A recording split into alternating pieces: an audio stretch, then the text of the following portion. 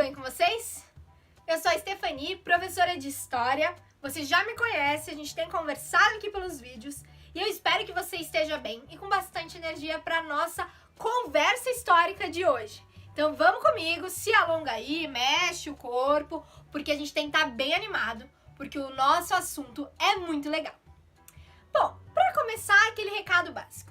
Tudo aquilo que eu for conversar com você aqui também está lá no seu livro didático de História, no volume 2. Hoje a gente vai começar a falar um pouquinho sobre histórias. Tá, isso já é meio óbvio. Mas para começar eu quero fazer uma pergunta para você ir pensando aí durante o vídeo. Você gosta de ouvir histórias? E você gosta de contar histórias? Histórias da sua família, histórias que aconteceram com você. Sabe quando a gente encontra um amigo e fala, nossa, quero te contar o que aconteceu na minha família? Bem, você gosta? Porque eu gosto bastante. E existe um nome histórico para isso. A gente está falando sobre história oral, ou seja, tudo aquilo que é transmitido pela boca. Histórias e até mesmo cantos, até mesmo histórias cantadas. Mas o que é transmitido pela fala? Você já imaginou? Além das histórias que a gente conta quando encontra nosso amigo, nossa amiga, são transmitidas também conhecimentos, culturas, tradições, enfim, que vão passando de geração em geração até chegar em você. Vamos prestar atenção nisso? Bom, gente, existem diferentes sociedades, no mundo que utilizam disso para passar a informação para frente, para passar o conhecimento para frente. Porque, principalmente, elas vêm de tradições de não utilizarem a escrita, não terem o costume de usar cadernos, livros, para transmitir, para deixar. Porque, por exemplo, às vezes a gente quer deixar alguma coisa para o futuro, a gente escreve no nosso caderno, no nosso diário. Existem culturas e tradições que não fazem isso, que responsabilizam alguém, geralmente uma pessoa mais velha, tá? Um ancião, como a gente fala, e essa pessoa fica responsável por ser o guardador das memórias. Mas como assim? Ele tem uma caixa, aí ele coloca as memórias ali dentro? Não, pessoal. Ele guarda tudo na cabeça dele, na memória. E com o passar do tempo, se reúne com as pessoas para ir contando histórias. Histórias do que aconteceu na vida deles, na vida do povo, da família, mais ou menos no mesmo estilo daquilo que os nossos avós nos contam de quando eles eram crianças, de como começou a nossa família. Eles também contam tradições, então receitas, contam como surgiu aquele povoado, o porquê que existem tais festas, às vezes nas famílias, nas sociedades. Suas crenças, aquilo que eles acreditam, a sua religião também pode ser transmitida através da fala e também as crenças de mitologias, de lenda. Por exemplo, as histórias da onde que o mundo surgiu, como que foi, o jeito de produzir, de fazer as coisas, um estilo de plantação, como fazer aquele tricô, sabe? Quando a gente senta com os nossos avós para conversar sobre isso. E também os modos de vida. Então tudo isso tá no mesmo baú da memória, geralmente dessas pessoas mais velhas que são responsáveis para contar as coisas. Mas, olha, não quer dizer que precisa ser velhinho para fazer essa história oral. Todos nós fazemos elas no nosso dia a dia mesmo. Porque a história vai sendo passada conforme a gente vai contando as coisas para as pessoas. Então isso também acontece com a gente. O que eu estou explicando para vocês aqui é que existem sociedades que só utilizam disso para guardar suas memórias. Vamos dar uma olhadinha em algumas dessas histórias? Bom, gente, uma história muito conhecida no mundo é a história da Guerra de Troia.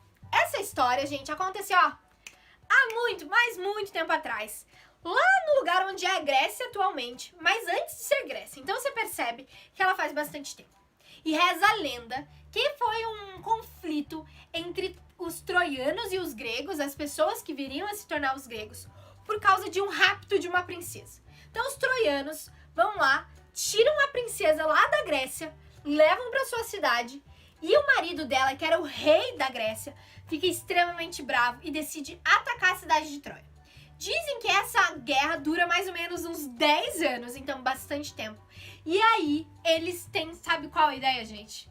De mandar um presentinho pra eles. Um presente que até hoje é chamado presente de grego. Eles têm uma ideia de montar um cavalo de madeira enorme e falar, vamos dar esse cavalo aí pra eles. Eles vão colocar dentro da sua cidade, dentro da sua muralha e vão achar que é um presente. E aí os troianos aceitam esse presente. Mas quando eles aceitam, eles não imaginam o que vai acontecer, gente. Sabe o que tinha dentro daquele cavalo? Muitos, mas muitos soldados gregos. Soldados gregos que já estavam dentro da cidade, afinal, né, colocaram para dentro das muralhas o cavalo, e que acabam destruindo a cidade de Troia e resgatando a princesa. Mas sabe como que eu sei dessa história, gente? Porque assim, é uma história muito velha, não tinha como eu estar lá, nunca fui naquele local, naquele país, por causa da tradição oral. Essa história que eu contei pra vocês, ela foi passada de geração em geração na Grécia, certo? Antes mesmo de ser Grécia, como eu falei pra vocês, ou seja, há muito tempo atrás, foi sendo passada até que um dia um homem chamado Homero decidiu escrever no seu caderninho, certo? Não um caderno como a gente tem hoje, mas ele decidiu escrever aquilo que ele ouvia e começou a contar essas histórias das guerras, das aventuras, enfim. Também meio misturado com mitos de deuses gregos, uma pegada mais assim. Mas isso mostra pra gente que o jeito de transmitir histórias e de guardar histórias dessa forma, guardando na memória, é muito antigo. Mas vocês sabiam que os povos indígenas também têm essa tradição? Isso mesmo. Os povos indígenas, muitos deles têm até mesmo umas casas, né, dentro das suas tribos de conversação, ou seja, para se reunirem naquele local, sentarem e ouvirem a pessoa mais velha, geralmente o pajé ou o xamã, que são pessoas mais velhas da tribo e responsáveis por cuidar da tribo, liderar a tribo e passar o conhecimento à frente para eles contarem histórias, contarem tradições, lembra que a gente falou? O jeito de produzir as coisas, enfim, é um momento muito importante para diferentes povos indígenas que utilizam disso para guardar as suas memórias. Além deles, a gente também pode perceber os griots. Que nome estranho, né? O que é isso? Os griots são também pessoas lá da África, do continente africano, e que surgiram em muitos reinos africanos para contarem histórias. Existem griots até hoje. Mas o jeito que eles contam história não é bem assim que nem eu tô falando para vocês, somente falado. Eles utilizam alguns instrumentos musicais, então eles contam e acabam cantando essa história para se tornar mais fácil até das pessoas decorarem. E o que eles contam, o que eles cantam para as pessoas?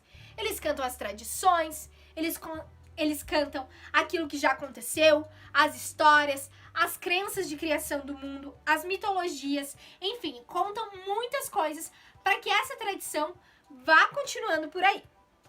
Mas agora que a gente já conversou sobre isso e que vocês já entenderam o que são essas histórias orais, eu tenho um desafio para você. Que histórias de tradição oral você sabe? Vale tudo. Vale a história da sua família, vale a sua história, vale a história que você ouviu de algum colega, vale lendas que a gente conhece, mitos, enfim, vale tudo.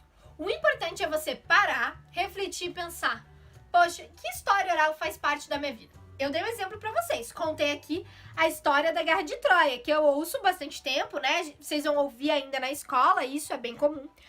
Mas, pensa aí. Depois de pensar, você vai escrever no seu caderno sobre essa história. E vai pensar, quem que me contou? Como que eu sei? Beleza, gente? É pra gente fazer esse exercício de perceber que a história oral faz parte do nosso dia a dia. A gente se vê no próximo vídeo, galera. Até!